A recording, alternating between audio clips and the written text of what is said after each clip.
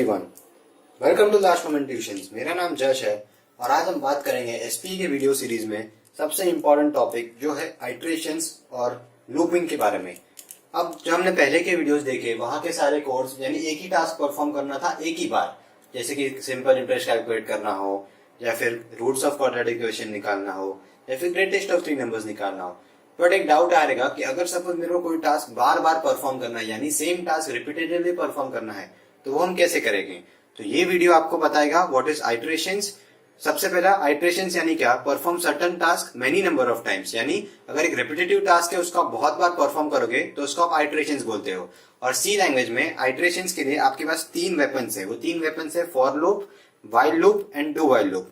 और सेकंड है conditional statements, यानी अगर ऐसा हुआ तो वैसा, if this then this, if this all else this, यानी if it rains I will take an umbrella. वैसे जो कंडीशनल स्टेटमेंट्स है यानी इफ इस number is divisible by 2 so it is even number, if a number is not divisible by 2 so it is odd number, यानी if number is divisible by 2 then even, else it is an odd number। तो ये जो आपको दो conditions देते हैं और आपको दो कंडीशंस में सिलेक्ट करना होता है, ये होता है कंडीशनल स्टेटमेंट्स। तो आज हम बात करेंगे फॉर लूप की और फॉर लूप का मेन सिंटैक्स कैसा होता है और उसको आप यूज कैसे कर सकोगे। सबसे पहले हम सिंटैक्स देख लेते हैं। सिंटैक्स फॉर लूप आपको कीवर्ड लिखना पड़ेगा, फॉर एक कीवर्ड है, फिर इनिशियलाइजेशन, कंडीशंस एंड अपडेट, और तीनों चीज सेपरेट होती है सेमीकोलन से। ओके, यहाँ पे सेमीकोलन नहीं आएगा। ओके, फिर एक कर्ली ब्रेस ओपन होगा that indicates the starting of the for loop and एक कर्ली ब्रेस क्लोज होगा। ओके, सो एक बार वापस देख लेते हैं, for, initialisation, conditions and update. अब ये तीनों वर्ड्स का मतलब क्या होता है वो हम ध्यान से देखेंगे नेक्स्ट वाले स्लाइड में। तो देखते हैं, सबसे पहले इधर रखता हूं मैं। सबसे पहले व्हाट इज इनिशियलाइजेशन। इनिशियलाइजेशन यानी वो कंडीशन, यानी वो चीज जो सिर्फ एक ही बार एग्जीक्यूट होती है। फिर उसके बाद क्या करता है for loop, it checks for condition, यानी सबसे पहले वो इनिशियलाइज करेगा कोई वेरिएबल, फिर सेकेंड चीज क्या करेगा, कंडीशन को चेक करेगा। अगर आपकी कंडीशन ट्रू हुई तो वो आपके ब्रेस के अंदर जाएगा और फॉर लूप के सारे स्टेटमेंट सीक्वेंशियली एग्जीक्यूट करेगा। और अगर आपकी कंडीशन फॉल्स हुई तो फॉर लूप के बाहर चले जाएगा, यानी ये जो कर्ली ब्रेस है, जो एंट्री पॉइंट है फॉर लूप का, उस पर जाएगा ही नहीं।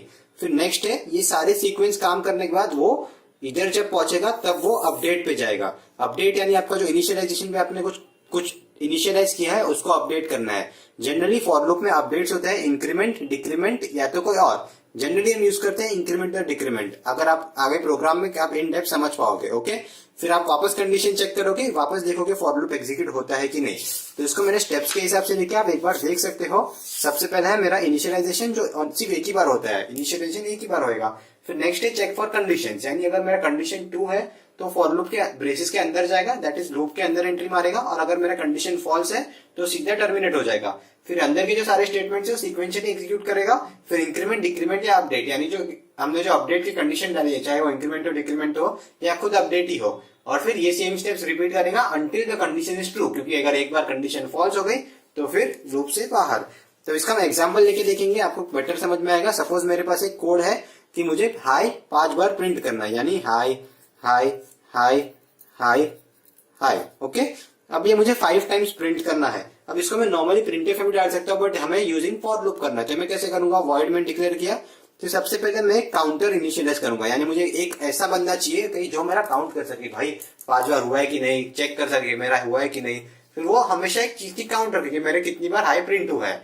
तो मैंने काउंटर इनिशियलाइज किया, उसको जनरली प्रोग्रामिंग पैराडाइम में हम यूज करते हैं आई या तो जे, क्योंकि आई या तो जे कॉमन है प्रोग्रामर्स के लिए। तो मैंने एक इंटीजर आई डिक्लेयर किया, फिर एक फॉर लूप लगाया। फॉर मेरा कीवर्ड है, ये मेरा इनिशियलाइजेशन है, यानी मुझे आई डिक्लेयर किया उसकी वैल्यू मैंने इनिशियलाइज की 1 से। ओके, फिर मैं क्या चेक करूंगा, कंडीशन, ये तो मेरा इनिशियलाइज हो गया, एक ही बार होता है तो ये मेरा डन। फिर मैं कंडीशन चेक करूंगा, क्या i is less than equal to 5, यानी मेरा जो 1 है क्या वो 5 से कम है। हाँ जी ये कम है, तो वो लूप के अंदर जाएगा, तो प्रिंट क्या करेगा, हाई, फिर वापस इधर से अपडेट होगा। तो आई प्लस प्लस यानी क्या, i is equal to i plus 1। अभी आई की वैल्यू क्या होगी, 1 प्लस 1 2। अब वापस चेक होगी, क्या 2 5 से कम है, हाँ कम है, तो वापस लूप पे जाएगा, वापस हाई प्रिंट होगा। फिर वापस चेक होगा, 3 5 से कम है, हाँ कम है, तो वापस हाई प्रिंट हुआ। 4 भी प्रिंट हुआ। 5, क्या 5 is less than equal to 5, हाँ ये भी सही है, तो ये प्रिंट होगा। फिर वापस आई की वैल्यू इनिशियलाइज होगी 6 पे। अब जब 6 पे होगा तो क्या i is less than equal to 5, क्या 6 is less than equal to 5, नहीं ये रॉन्ग है। तो फिर हम लूप के बाहर जाएंगे, टर्मिनेट करेंगे और गेट ch पे हमारा आउटपुट मिल जाएगा। So this is the basic simple way by using for loop you can display high 5 times. Okay.